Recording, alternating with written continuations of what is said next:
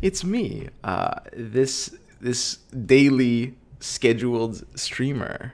You know, it's been a hot minute. You guys miss me?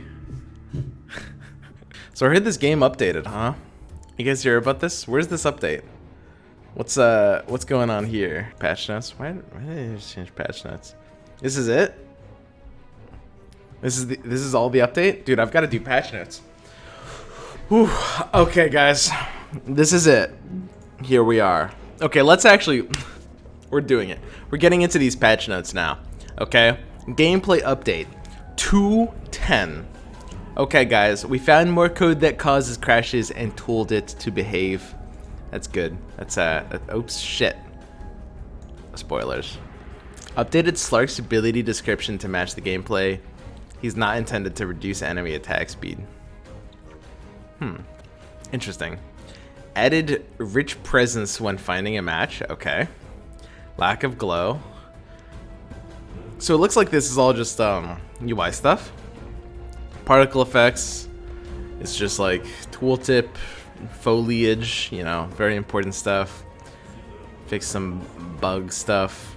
Warlock Alliance is not correctly choosing low health units to link to. So this is actually a relevant bug, because it wasn't properly working with like Venomancer's wards. It was still linking to them in some situations. So this is a buff to Venomancer a little bit. Fix Desperate Measure is not applying to summons. Okay, sure. It's a pretty niche interaction. Units prefer to target heroes rather than summons with their abilities, but if no heroes are available, they will still target summons. Interesting. Okay, so that's a pretty decent change. They were already doing this to, I believe, some degree, but it's kind of a nerf to summons because you're not going to be able to, you know, bait out stuff like Laguna Blades, etc. Okay. Okay, the actual good stuff, the meat and potatoes. Arc Warden change. Alright, boys.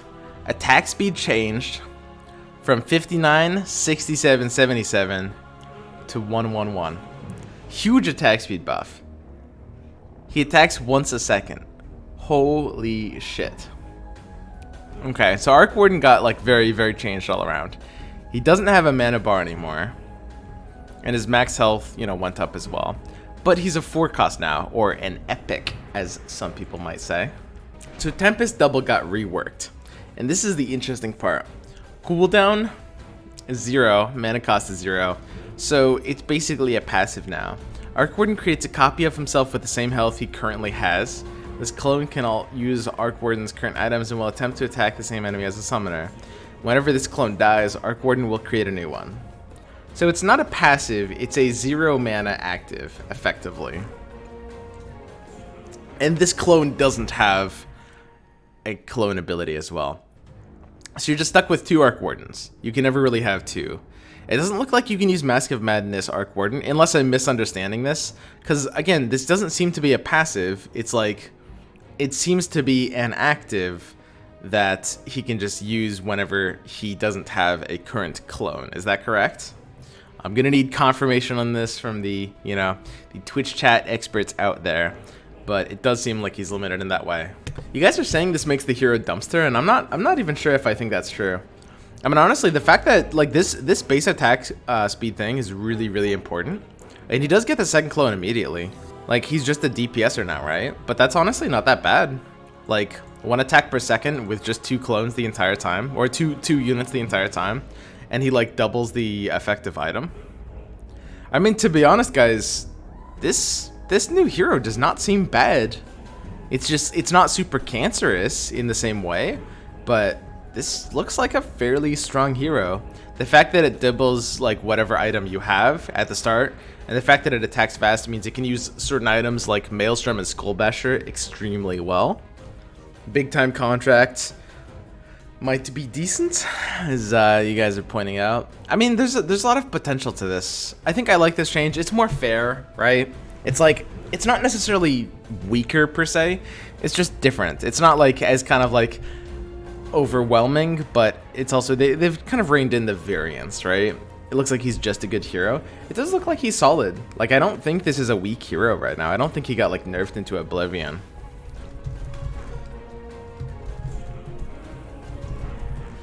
Okay. So, let's move on. Clockwork. 5 armor. Ooh. Oh, 150 max HP. This hero is still garbage, right? Can we confirm this hero is still garbage? 5 armor is nice. It is nice. It's like, it's almost a free chainmail. Refresher arc Warden is currently bugged already. He summons 2 clones, then summons 2 clones each time a clone dies. Lol. God fucking damn it. I'm basically 1/8 gay. 10-hour patch stream? 10-hour patch stream. I don't know, man. It's like, it feels like this game is buggier than I would expect from Volvo. This is like CD Projekt Red levels of bugginess. Medusa. Attack damage minimum 25. Attack damage minimum 20. Minimum. Maximum? Did I say? Okay, so attack damage up by 22.5. This is a bump.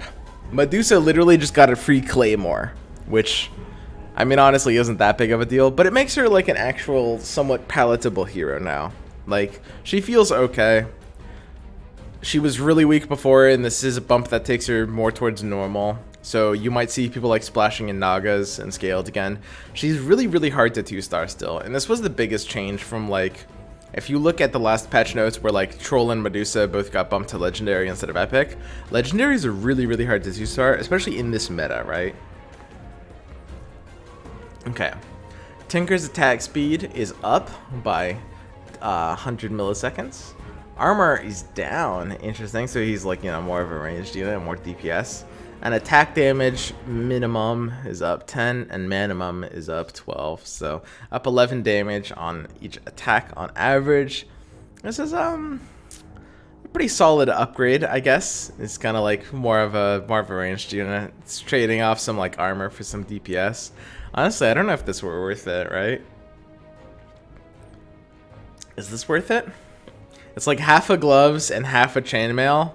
Or sorry, half a gloves and half a claymore for like almost a chainmail, if that makes sense. It's not really so much a buff as it is just a redistribution of stats. It's about the same, I would say.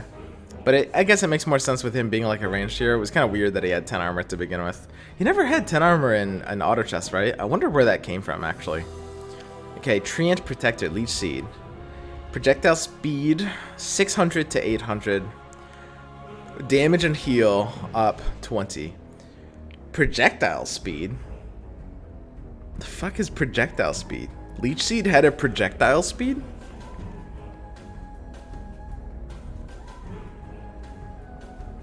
What?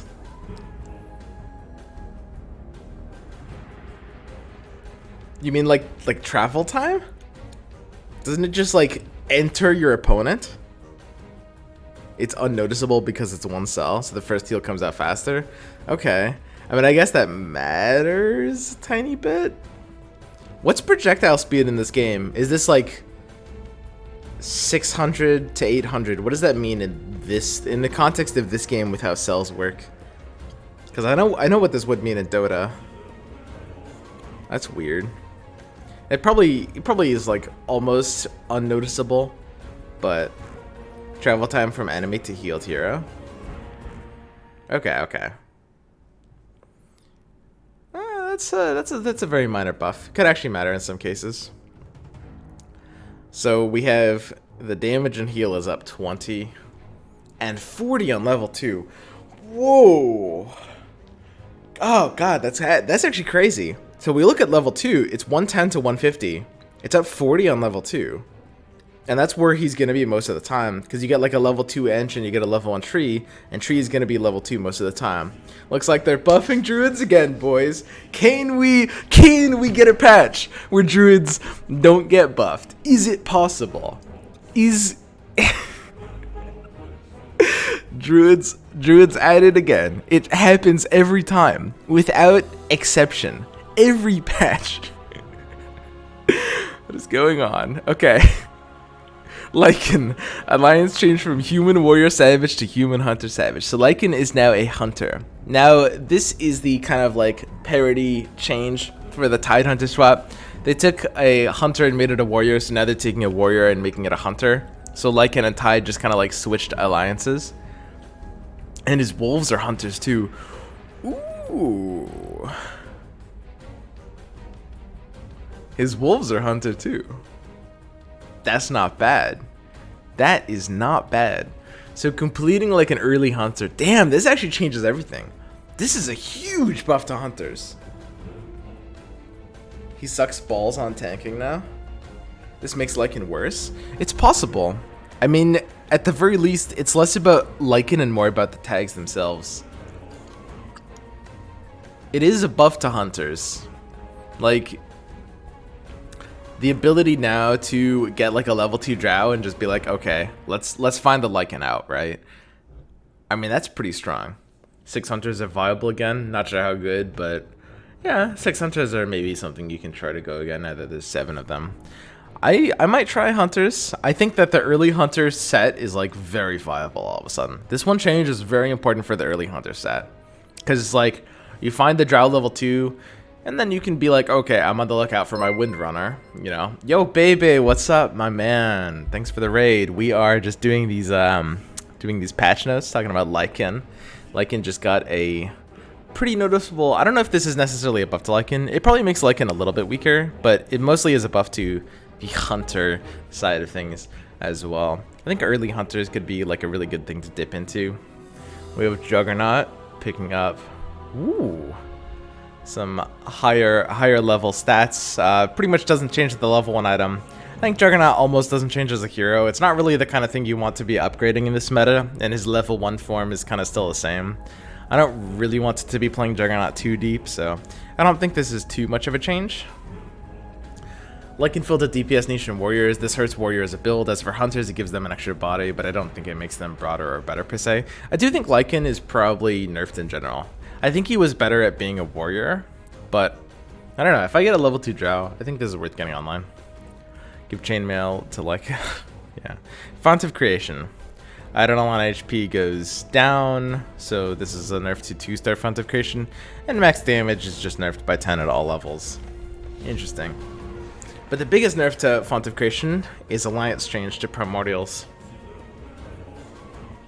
Level 1, enemies attacking Primordials have a 25% chance to have their attack speed slowed by 50 on each attack. This effect is applied at the start of the attack and lasts for the duration of the attack. 25% chance to have their attack slowed by 50 each attack. So attack slowed by 50 means if they have no attack speed modifiers, they're going to attack at half speed. A 25% chance at attacking at half speed means you're going to have every 5 attacks, you're going to be attacking 4 normal times in like 5 attacks worth. No, wait. So every 4 attacks. Yo, Gray's Wander, what's up, man? Welcome to the 1/8 Gay Club. Yeah, this is a really huge nerf. It's just a 12.5% attack speed reduction. Yeah. So basically, in that case, every like 8 attacks, it's like they get 7 attacks worth of value. This is pretty bad. Primordials back into the garbage where they belong. Just as God intended. Holy shit. What the hell, dude? That is kind of a crazy nerf. So I will say, one of the interesting things about Primordials is like Primordials got buffed in like basically 4 different places, and this is why they went from like one of the worst things in the game to one of the best things in the game, or like the best thing in the game.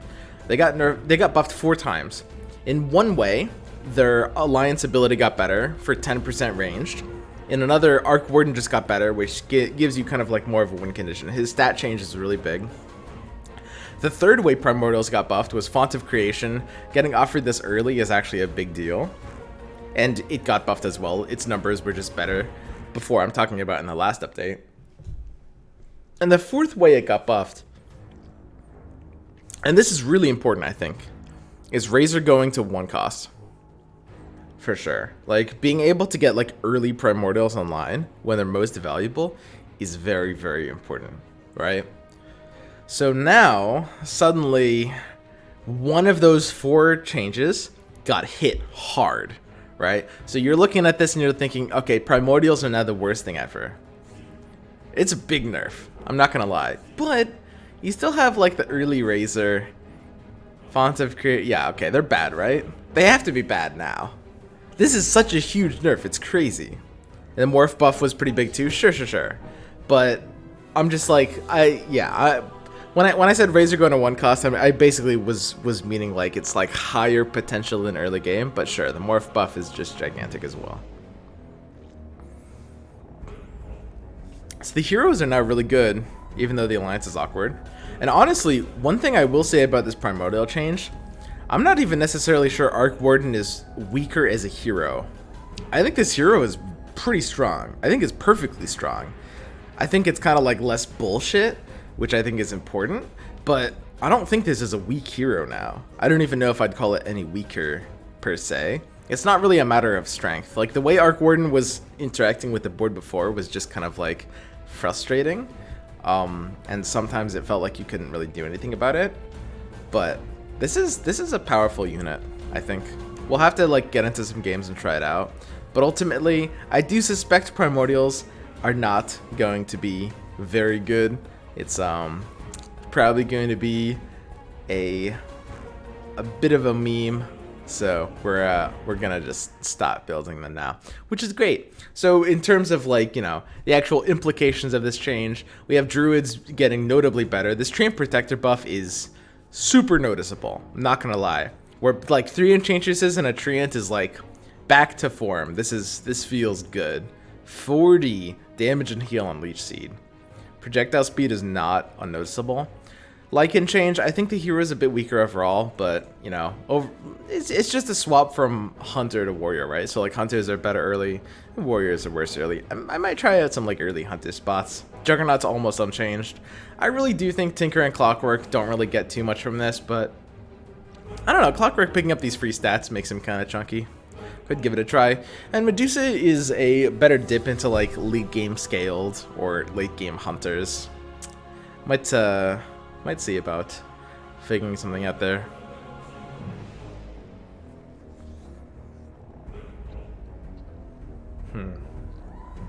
One thing I will say with Arc Warden, there was this, I wonder if you can fit it into anything else. I wish Shaman hadn't been changed as an alliance. Because, like, one thing I was thinking a very long time ago, like a month and a half ago, when I was first thinking about Underlords and about like the new game coming from Auto Chess, is like Arc Warden struck me as this thing that would be good in a troll build. I was thinking like you run Troll Warrior with like tiny Arc Warden to kind of pair Primordials. A third Warrior, in that case like Kunkka back in the day, would be like a great filler, or maybe Pudge to pair Undead in some way. And then you would have the Shaman for free, because you'd have Shadow Shaman with Arc Warden. And of course, Shaman Tag is different now. That build never really came to pass just because Arc Warden in his previous form didn't really work for that kind of thing. But this Arc Warden doing exactly this really would have been pretty good in a build like that. Unfortunately, it's just like, it feels like his tags are basically worthless now. Like, he has a really powerful body, but now that Primordial got kind of gutted, and now that Shaman... Like, Shaman's worse than it was before. I would have easily taken the few second chicken at the start of the fight for just like a pair of Shamans. But now I need all 3 for it to do even anything, and it feels kind of chunky. It does feel like he has to like survive without any tags here. So we're gonna have to experiment with this. Let's get into some games and see how this goes.